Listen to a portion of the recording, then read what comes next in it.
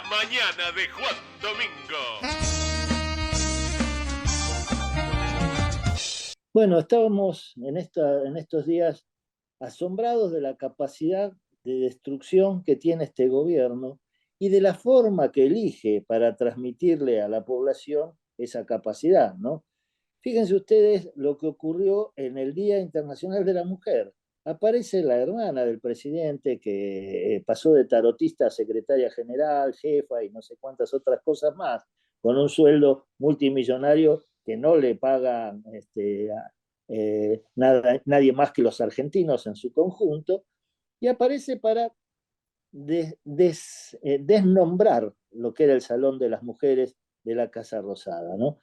Es decir, hay una cosa de simbolismo en lo que ellos hacen, porque eligen precisamente el Día Internacional de la Mujer para tirar abajo lo que es esto, para tirar abajo simbólicamente, claro, todo lo que son años de luchas por los derechos de la mujer, años de lucha del colectivo femenino, que habían sido reconocidos, por lo menos de una manera que significó el nombramiento de ese salón, que además contenían las imágenes de personalidades de nuestra historia que fueron borradas de un plumazo, justamente con el justificativo de decir que se iban a poner en su lugar figuras de próceres de nuestra historia que no merecían ningún tipo de discusión de acá no sé cuántos años. Lo cual es absolutamente falso. Primero porque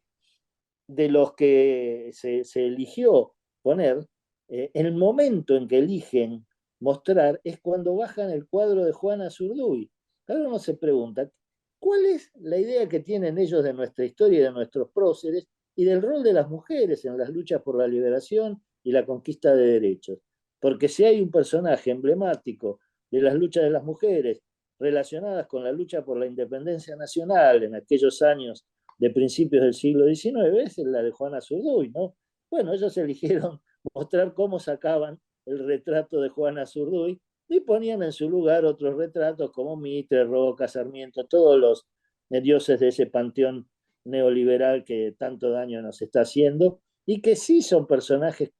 que resultan al menos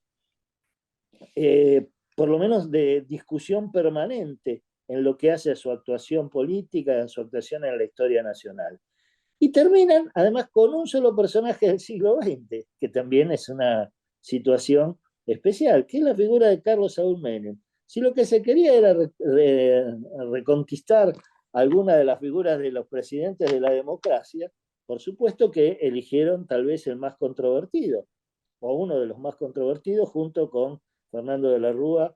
y Mauricio Macri, puesto que ahora les disputa con bastante ventaja el señor Javier Milei. Porque ninguno de los otros presidentes del siglo XX, ¿no?,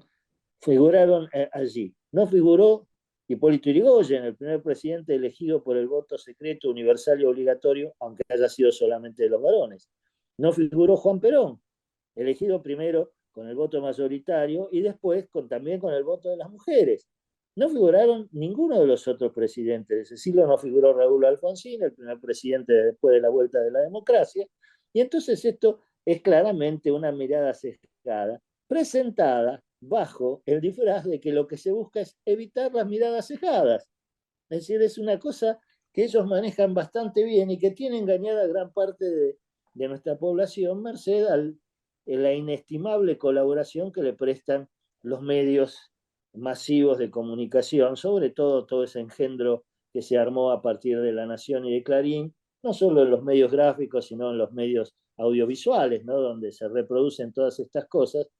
Y aunque deslizan alguna pequeña crítica, en el fondo están de acuerdo, es decir, porque lo que critican de todas maneras es la forma y no el fondo. Ellos están de acuerdo con el fondo, es decir, están de acuerdo con la destrucción de derechos, están de acuerdo con la reescritura de nuestra historia, obviando todo lo que fue la lucha de los historiadores revisionistas para que se conociera realmente la verdadera historia. Todo esto ha sido borrado de un plumazo con ese gesto de cambiarle nombre al Salón de las Mujeres. Y como contrapartida vemos lo que aparece como una respuesta, por lo menos en lo posible desde el campo nacional, que es la decisión de Axel Kicillof de crear su propio Salón de las Mujeres Trabajadoras. Acá tenemos que mirar con mucha atención todo lo que está haciendo Kicillof, porque fíjense ustedes, a los 10 puntos que propone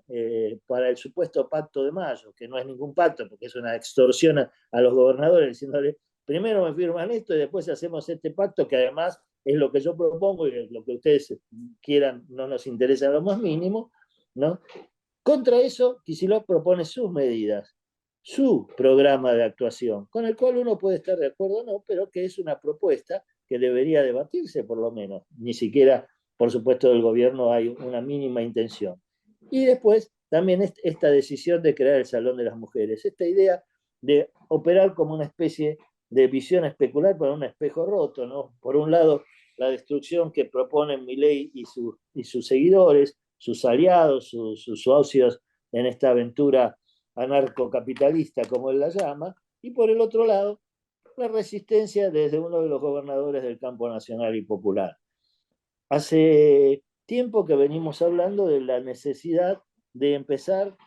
no a criticar solamente lo que nos dicen y a caer en la agenda que establece mi ley, sino a proponer desde nuestro campo las medidas que tenemos que hacer y a empezar a llevar desde lo que son los amplios sectores del movimiento nacional y popular una política de resistencia y de construcción hacia el futuro, porque tenemos que pensar en eso, ¿no? Entonces, tal vez este tipo de gestos es lo que debemos reclamarle a quienes ocupan hoy cargos de importancia en los gobiernos provinciales o en las legislaturas, etc. Y una política constante de reivindicación de lo que son justamente aquellos puntos contra los que mi ley ataca, la justicia social, la soberanía política, la independencia económica, que son las tres banderas históricas del peronismo, como también la cuestión de los derechos humanos, las políticas en materia de relaciones internacionales, donde él postula el alineamiento sin condiciones a los deseos de las potencias hegemónicas de lo que se llama el bloque occidental, Estados Unidos, el Reino Unido, etcétera, en cambio de una política de integración regional y de cooperación internacional con los sectores con los cuales la Argentina tiene mercados que le ayudarían a mejorar la situación a través de la exportación de productos, el intercambio, como es el caso de la India, de China, de Rusia, ¿no? Todo esto que se está destruyendo. Creo que tenemos que empezar a reflexionar sobre todas estas cosas y empezar a construir desde lo que es cada uno en el sector que le toca actuar, al mismo tiempo que reclamarle y exigirle a quienes tienen alguna responsabilidad institucional de que también empiecen a dar muestras de que estamos en un camino diferente y que tenemos propuestas distintas a las de estos tipos que llegaron para terminar con todo lo que sea nacional. Creo que ese es el gran desafío que tenemos ahora.